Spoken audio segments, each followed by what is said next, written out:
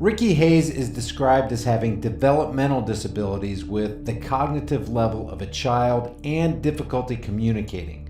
So when a Chicago cop, Sergeant Khalil Muhammad, shot this innocent teen last year, the community was, of course, shocked. Now, video of the incident has just been released showing just how shocking this shooting actually was. And I want you to think about something as you watch this.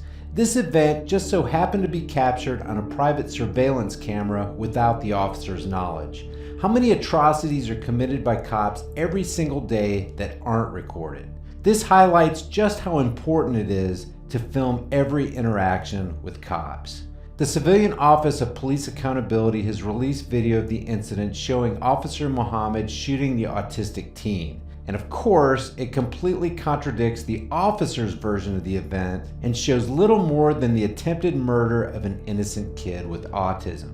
Carolyn Allen, that sergeant who's been suspended with pay, told investigators he was in imminent danger. Isn't law enforcement great? What other job could you possibly have where you can attempt to murder somebody on camera for no freaking reason at all and still get paid during your suspension?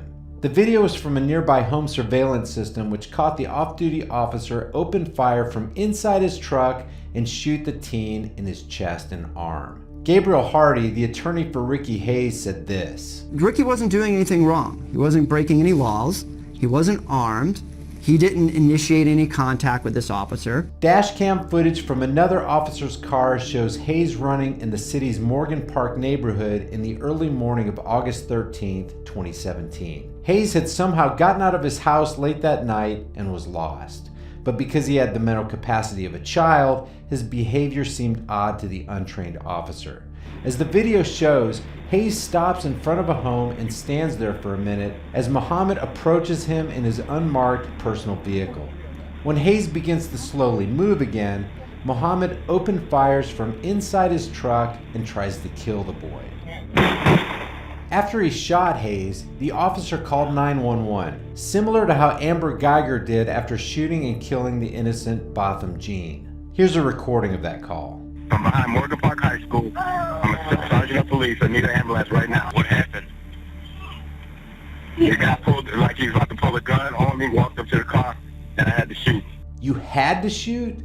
Ricky was at least 2 or 3 car lengths away from Muhammad, and the neighborhood was well lit. Muhammad filled out a report claiming that he was in fear of his life, which is a routine excuse cops use to justify pulling out their guns and murdering people, and thought the teen was either going to shoot him or beat him up, so he had no other choice but to open fire. You'd think that the most scared, insecure people on the planet were cops. They usually have body armor on, are trained, and armed to the teeth. And still, they're scared of regular, unarmed people, dogs, and in this case, teens. Think about the murder of Daniel Shaver. Okay, young man, listen to my instructions and do not make a mistake. You are to keep your legs crossed. Do you understand me? You are to put both of your hands palms down, straight out in front of you. Push yourself up to a kneeling position. I said keep your legs crossed!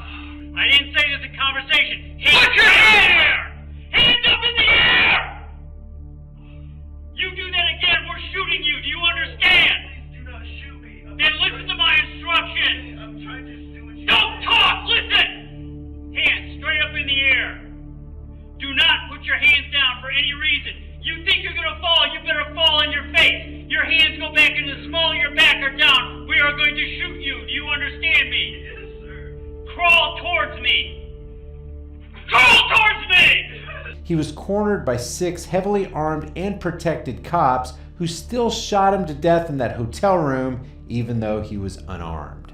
The video shows Muhammad's story simply isn't true and no weapon was recovered. The teen was just standing there when the cop pulled up, and Muhammad carried out what looks like a drive-by shooting. What was actually happening, according to Hayes' attorney, is that the autistic teen was lost and had been skipping and running around his neighborhood like a child when he was nearly murdered. I was horrified and shocked by this video, and I think most everybody will be. While the video was just released, the shooting happened over 14 months ago, and during that time, Muhammad has been on paid vacation as the department investigates itself. How the hell can anybody in their right mind look at this video and take 14 months to come to the conclusion that this cop attempted to murder an innocent, unarmed kid? If anybody else had done what Officer Muhammad did, their ass would be thrown in jail so fast it would make your head spin. In police reports, Muhammad said he was in danger of being battered and believed Hayes was armed, but no weapon was recovered.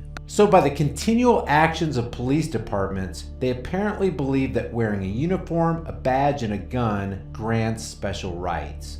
Rights that include getting away with everything up to and including murder, or in this case, attempted murder. Guys, this kid could have died. Leave your thoughts about this for the world and the Google Thought Police in the comments section below.